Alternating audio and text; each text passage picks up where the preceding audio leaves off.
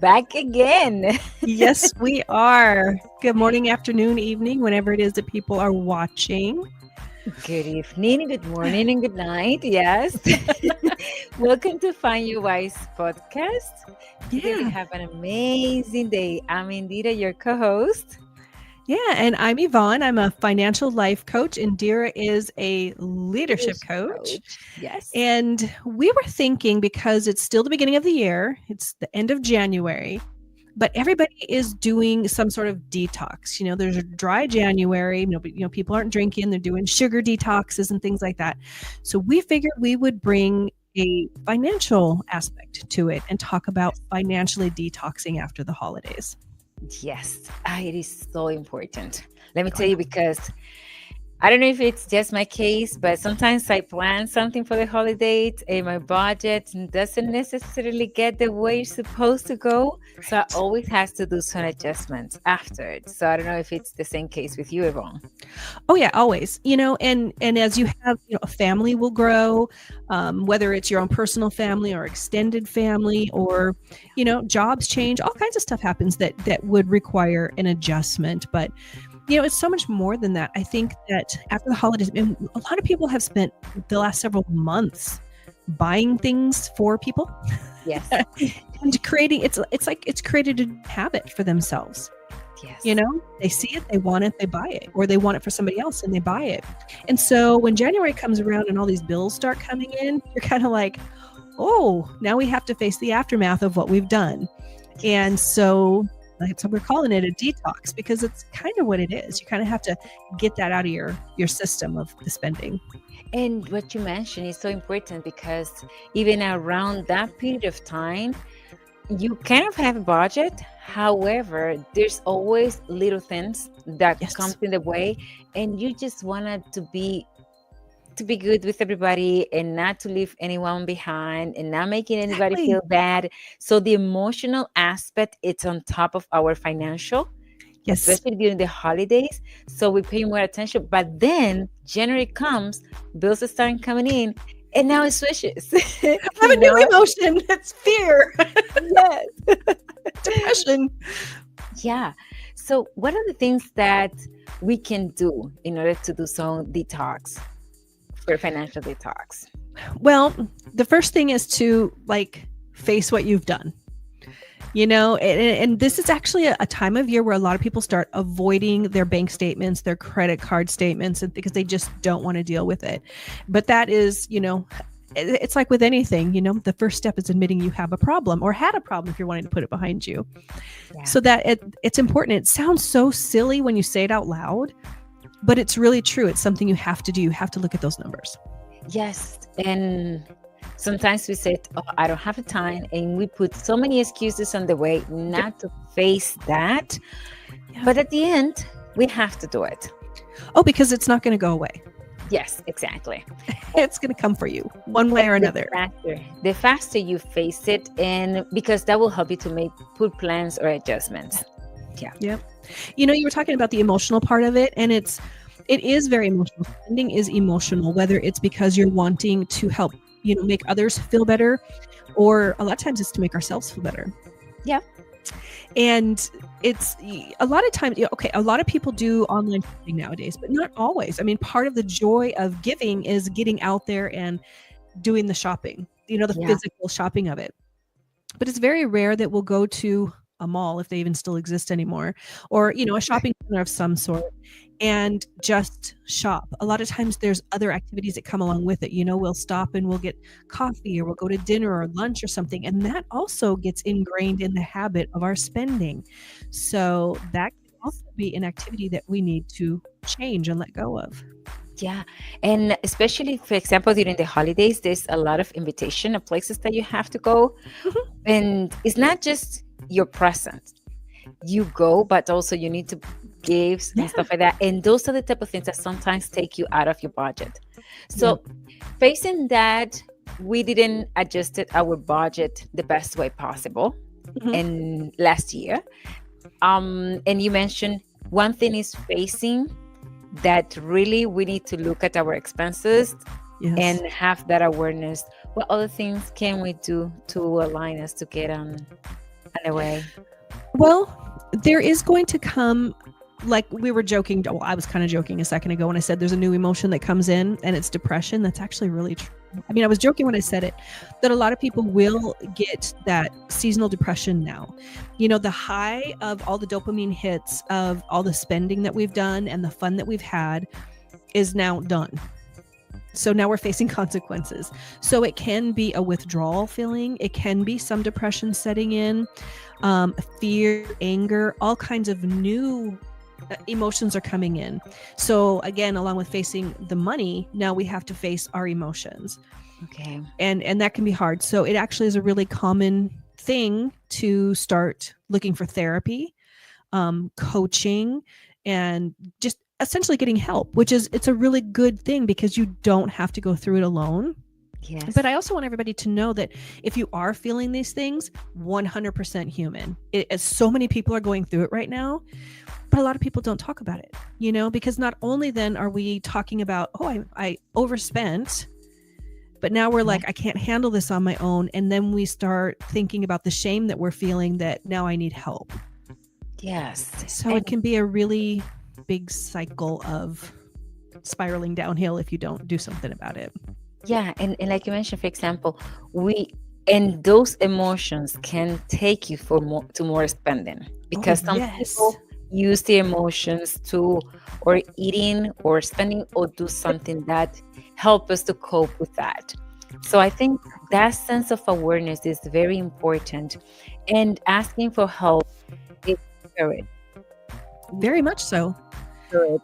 And there's no shame in that. Exactly. And if you already knew, you already be doing different. Exactly. So it's because there's some needs of other things that we need to learn that needs to be adjusted to be able to make different decisions. Yep. Like you said, absolutely. It takes courage, and there is never any shame in being courageous and improving yourself. Why would anybody feel shame about that? You know, working on yourself to make yourself better. Sorry, I'm moving some stuff over here on the screen. You know, that's a big step, and that's pretty awesome. You know, one thing, after you've looked at the numbers though, and you kind of see where you're at, like, you adjust your budget. Yep. You know, that's the most, again, can't talk in the mornings. That is the most sensible next step, is to readjust your budget. And, you know, because you're going to be making, generally, if you've gone the credit card route or payday loans, God help us that people still do that you are going to need to readjust your budget, because now you're going to have more money coming out. Okay. So that should be one of the first things that you need to do. And then make sure you're tracking every penny. Every penny. Sounds so strict, but you don't have to do it forever. Okay. But to get yourself, back on track, sometimes you have to be really strict with yourself and be like, you know, okay, so I'm so used to going out for coffee or going out to lunch, or, you know, you're not buying Christmas presents all the time anymore, or Hanukkah presents or gifts for other holiday things, but those other habits that I talked about, those feelings might still be in play. So you're going to have to really watch that spending also. And you said adjusting budget. And I know for people, we sometimes struggle to be able to track in every penny. So what ideas can we implement to be able to track those things and not make it so difficult? Make it a little easy. Okay, well, it's never going to be easy, because when you talk about restricting yourself, people naturally fight that. Yeah. So I'm never going to tell you it's simple, but it's not going to necessarily be easy. Yeah. I love zero balance budget, so zero-based budgets. And if people don't know what that is, that means that you have no money left over in your budget when you're done. And that doesn't mean you're spending everything, because you could have money that you don't have allocated normally that can go into savings or whatever. But basically what it means is that at the end of the month or 2-week period, or however you decide to budget, that you don't have anything left over. Every dollar that you bring in is allocated to go somewhere, because then you're not as tempted to be like, oh, I got $10 in the account, I can go and, you know, do something. Yeah. So I think that's the first step to take. And I love that when you're trying to be really strict. There are a million apps out there that you can use. There really are. I can list, I'll put a list out later, or, you know, mention them later on in the show.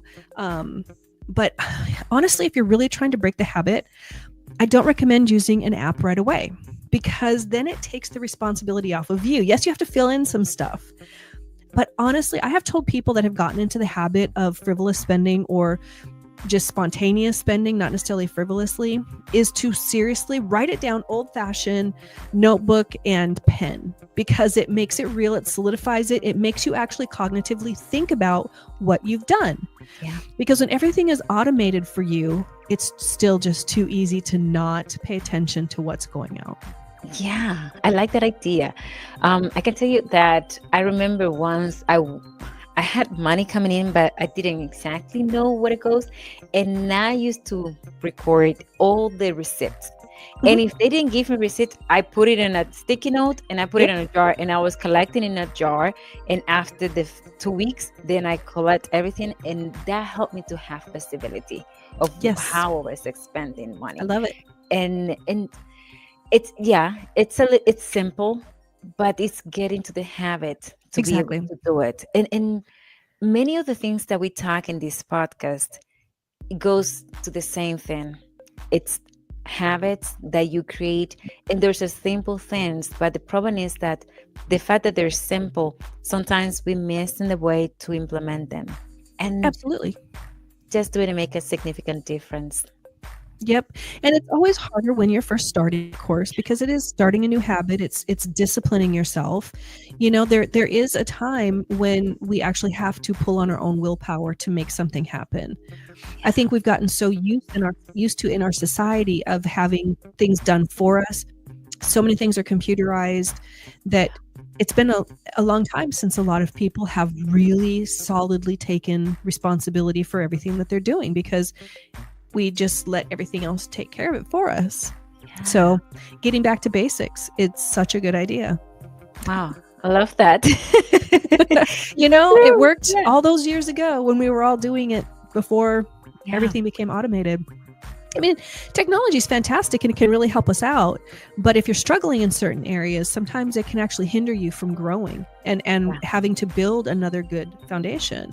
And doing this now, this time of year, will set you up for better success next year. So hopefully we didn't have to do this next year because you'll already be set and prepared for next year's spending.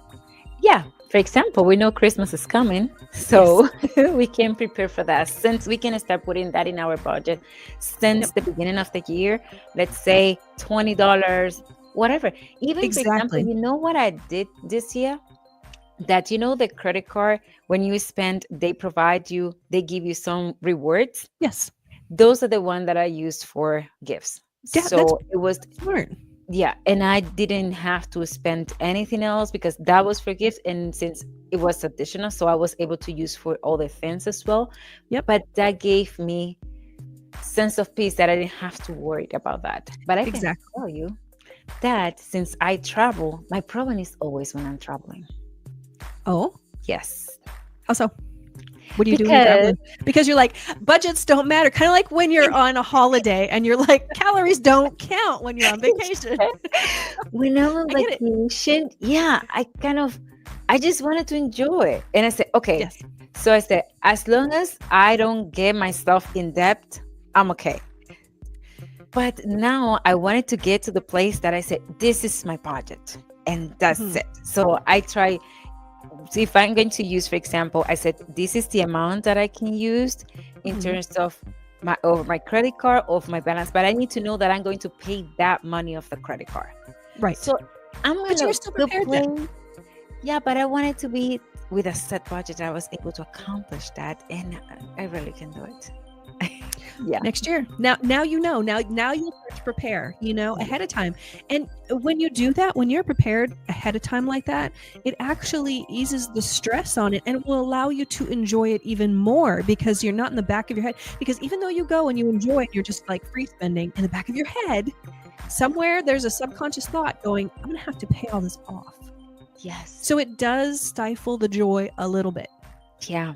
And also, the good thing is that, for example, having kind of a fixed amount, that is the amount that I have available that I can use, even when I go to specific restaurants, my kids, they like steaks and those type of meat. And I have to say, okay, we can go to to restaurants, for example, Mm, and this is the amount maximum that we're going to pay. So, and then the rest is for museums, stuff like that. yeah. But I'm trying to balance a little bit, but I would like to enjoy more. But yeah, Well, you I mean, and just that's one can thing, adjust. you talked about, saving for Christmas and gifts and things like that. Something else you can do is when you are setting up your budget, if your budget allows for it, put a fun fund in there just for fun.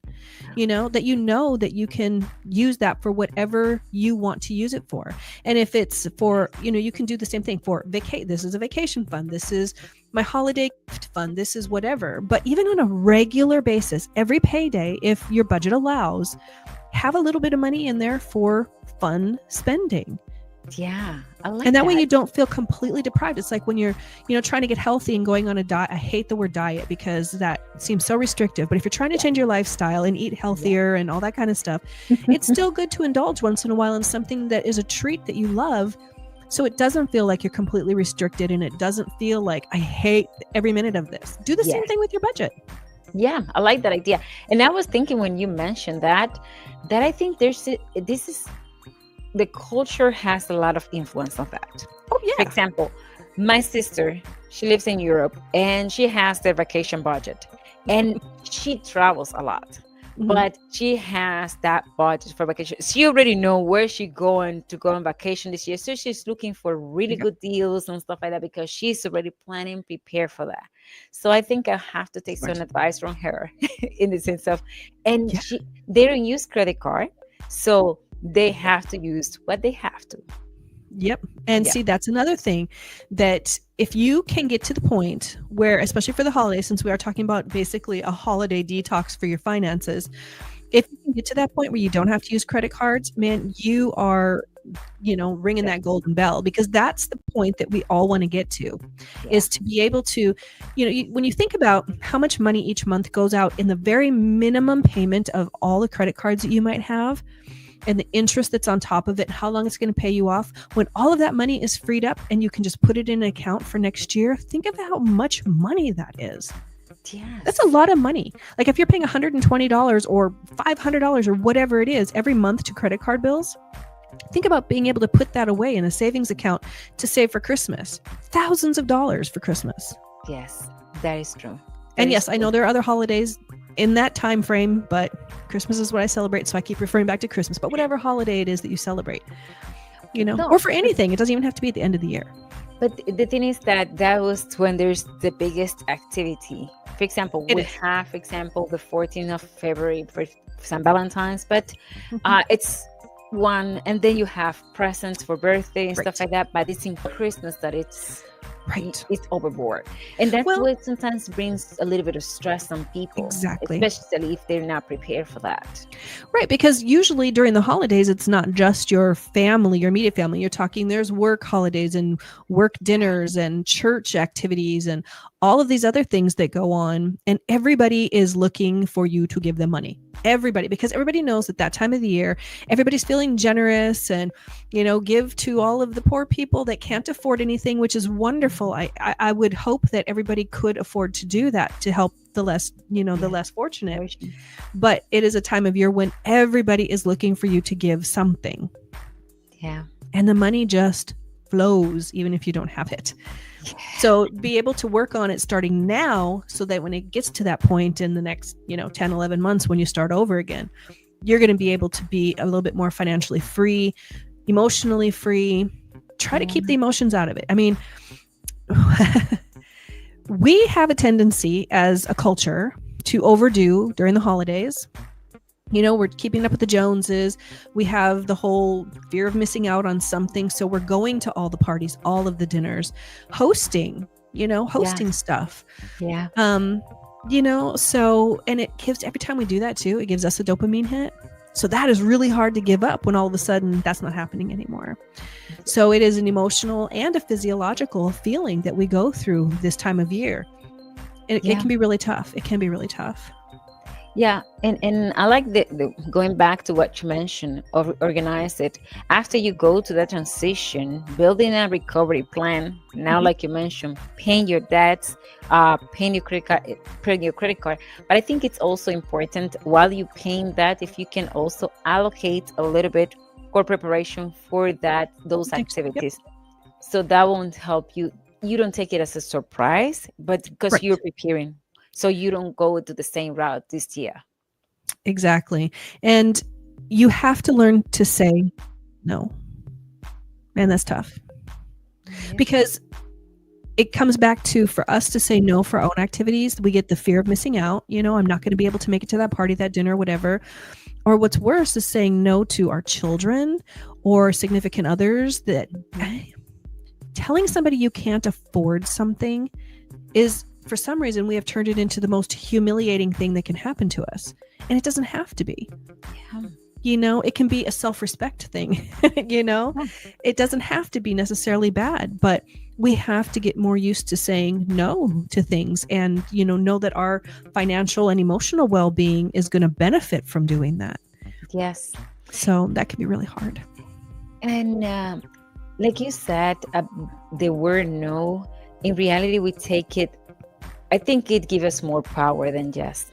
Yes. Oh, it does. And I think we don't use it as we're supposed to.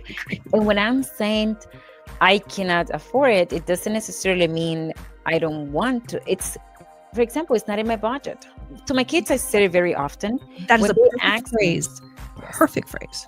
When they ask me sometimes, Mommy, can we go and eat this? I say, we already used the budget for going out this month. Okay, we need to wait for next month. Yes, we wait for next month. So they already in that mindset. It's not necessarily, and I remember when they were little, but you have money. Yeah, but it's not for that. Exactly.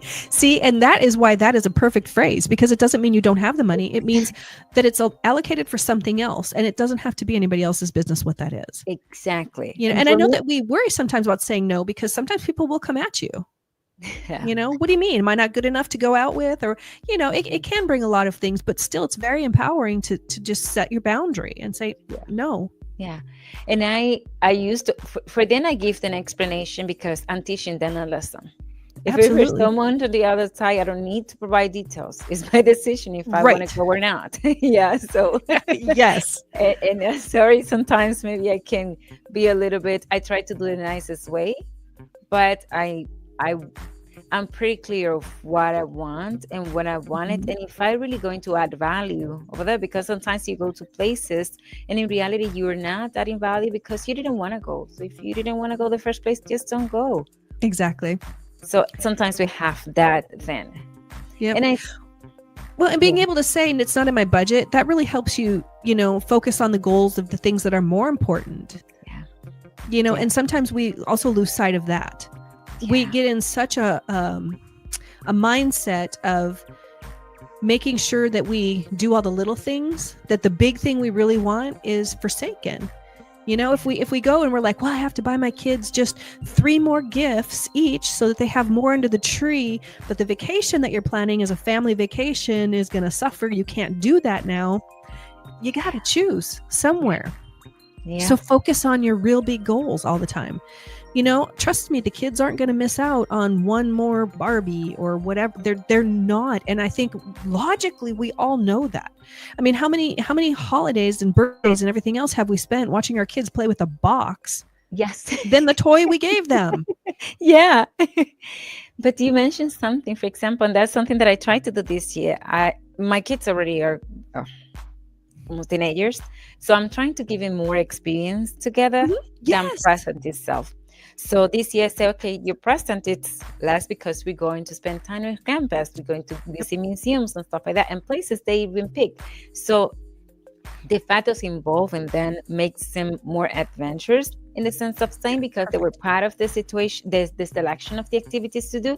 But the present was no near that the previous years that we used to buy them Switch and those type of games. Yes. So, no, they already have those ones. They don't need the latest one. However, my father told me something once that I think is worth to mention. I remember we were making a financial decision. I was deciding if I wanted to pay a tutoring for my son because we're moving from Canada to here, and the school system is different. And I remember I told my dad, I said, oh my gosh, that is going to be like $10,000. It's a lot of money. And he told me, how old is your son? He said, he's already and he's starting high school. He was 14 at the time. He said, "You have 4 years, so Mhm. you better go hard these four Yep. years." And it was a financial decision that gave me clarity. What is the most important thing at this Right. moment? So we make adjustments on other areas to be able to allocate that money, but because that was the importance. So I think in the financial aspect that we mentioned here is so important, like you said, that we have the bigger goal that we're Yes. pursuing, and that will give us clarity of what we want to do and how we can achieve those things. And then we can have the freedom of say no, whatever is not going to that path. Yep. Well, and then once we do have those bills, then we have to face the aftermath and we have to pay them off. Ah, yes. So, and there are several ways you can do it. Yeah. I'm sure that anybody listening has heard of the snowball method. It's the most popular, but there is the avalanche method. I don't necessarily recommend that one unless there is something that's such incredibly high interest that it's, impacting everything else in your life. But the snowball method is really easy and it's simple, and I love it because say you have 5 credit cards, and there's one that has 1,000 and, the largest one has 10,000. And then there's a mix of everything in between. Well, you start with the smallest one and put everything you can toward that $1,000 bill. And as soon as you get that $1,000 paid off, then you take what you were paying that and go to the next smallest and so forth. But what it does is you're like, I had 5 big old bills. Now I have 4. Now I have 3. And it just gives you such great momentum, and it's very exciting. And that's why I love the snowball method. And just it's hard to be like, oh, I'm going to put an extra $100 toward everything. No, because it's still going to always be there. Yes. Pay everything minimum until you get that lowest one paid off, and then keep building that momentum. And if you can do that and get everything paid off, especially if you can do it before the next year, sacrifice some things for even 1 year to get some of this stuff under control. Start fresh the next holiday season. It'll make a difference. It'll change your life. It really will change your life. So you're not constantly in this, the hamster wheel of debt and just feeling like I'm never going to catch up. It's exhausting. Yeah. And especially because you never feel that you're really getting somewhere. Because you just live in the moment. Yeah. And if you're wondering why I can never get ahead, you're always, I'm always broke. I can never get ahead. Well, these are some of the reasons why. But one important thing is that once you pay those credit cards, don't use them. No, exactly. Don't use them. Yeah. No. And that's hard to do because that's, again, another habit that has to be broken. And especially for people that shop online, so convenient. Just bring up your phone, Amazon app, click, there it is. But you remove the app. You can buy with debit cards. You can, but I'm just saying, when you have the convenience of online shopping for everything, sometimes you have to actually remove the apps and things like that, so that it's not so easy for you. So you can take away those habits of a spending and you make it difficult. Like we're talking. Yeah, that's yeah. I think we talked about it. Was it last week that we talked about that? Yeah. Make it difficult. Yeah. I know. When I say that to people, they think I'm crazy, but if you're serious about getting your finances under control, these are the things you have to decide. You have to make sacrifices to improve sometimes. Yeah, absolutely. And there's no improvement without sacrifice. So I like that. Yeah. Have you ever made like a financial mistake and you just look back at it and you're just like, holy cow, what was I thinking? Like, yes, many. Me too. Yeah, me too. You look at something that you bought thinking, I'm going to, like, especially this time of year when people are like buying exercise equipment and all this kind of stuff because they're going to get in shape. And then it's, a clothes hanger. Yep. And there's nothing you can do about it now because you spent $2,000 on this machine that's in the corner of your basement. Sometimes you just got to laugh that off and use it as a learning lesson instead of beating yourself up about it. Well, and start using it. I mean, use it. Yeah. But you said something. If you really take it as a learning lesson, you don't make the same mistake again. Exactly. Because once it shows up, it will show up because you will see all the things that you wanted to buy, but you were going to remember and say, And one thing that I think it's Dave Ramsey, he mentioned that if you're going to make a expensive purchase, slip on it. Always. So reduce the emotional aspect. So slip on it, and then if you really want it, then, or if you really need it, then after you analyze it, then you buy it. But Yeah, that is definitely something that's really important. And I have told numerous people to do that. I've had to do that because there's sometimes it's something you see something and you just get so excited. You're like, I have always wanted this. Oh my God, it's on sale. All of these things. And you're just flooded with endorphins thinking, I have to have this. This is fantastic. And then when you go to sleep on it and you wake up in the morning, you're like, you even forget sometimes. Yeah. And then the deal went away. I said, okay, I really didn't need it. I've done that numerous times. God didn't want me to have that. Yeah, basically, I think using these habits or these ideas that you have provided, and I'm going to implement many of these ones, it's going to help us to really put ourselves in a better shape for 2025. Yep. And especially, for example, one of the things that it's that I wanted to continue allocating my savings first before I use my expenses. And one technique that I heard, I think it was Tony Robbins, that he said, save your future increased salary. He said that in your organizations, you can suggest that when you're going to have a raise, you can suggest that put that raise in your 401k or some investment in something, because you don't have that money. So if you're saving your future, that will help you because you're already used to a salary. But once you're receiving more, it's going to take a short period of time so you can also need those ones. But if you take it away right off your account, you will need it. You don't ever miss it. Yeah, exactly. No, that's exactly right. I have suggested that to people. I've done it myself, knowing that you're going to get a raise. Either it's just your raise. It's not a promotion or thing. I've done that. Have them put it automatically into a savings account for you. If you're wanting to, that'd be a perfect time, to say, okay, well, I'm going to set up use this money for the Christmas club or birthday money or something like that, vacation that I want. Yes. And it's you'll be amazed to not just because even if it's not a significant amount of money that you're getting for a raise, it really adds up. Yeah. Just like, those little things that you spend. So common for people to be like, I'll never be able to afford a house. And you're just telling me that if I stop drinking coffee out in Starbucks, that it's going to be okay. It's not just that you're drinking an $8 Starbucks. It's so much more than that. But that does add up. If it's something you do every single day, think about what that is in a month. Yes. But then think about how many times did you go to Starbucks and then you also bought a piece of lemon bread and you did something else. And, it kind of leads into this little other habit of spending that if you just stopped the coffee and start doing it at home, that all of these other little, breadcrumb things that you're doing will also stop. So it is a big picture that you need to look at when you're looking at your finances, but it's the little details that are going to make all the difference. If not, create a Starbucks jar and you start putting the money and you can see little by little. Exactly. Exactly. Yeah. Little by little. That makes a difference. And a lot of people think that they have to make this huge sweeping, change, that their whole life is going to be upside down, but it's not. It is really in the little details that the big changes come with any change that you're trying to do, whether it's, get in shape or save money, anything. It's the little day by day things that you do that create the week, that create weeks, create the months create the year. Yes. You have to start somewhere. Yeah. And definitely the first step is not going to be a gigantic, it's going to be small, but really if you make, like you said, small steps, you definitely can see in a year a gigantic transformation that you have done in your finances and maybe in other areas in your life. In reality, even though we're talking about financial detox, the things that Yvonne has been mentioning is things that we can apply in all the other areas on our life. So it's just implementing those little things.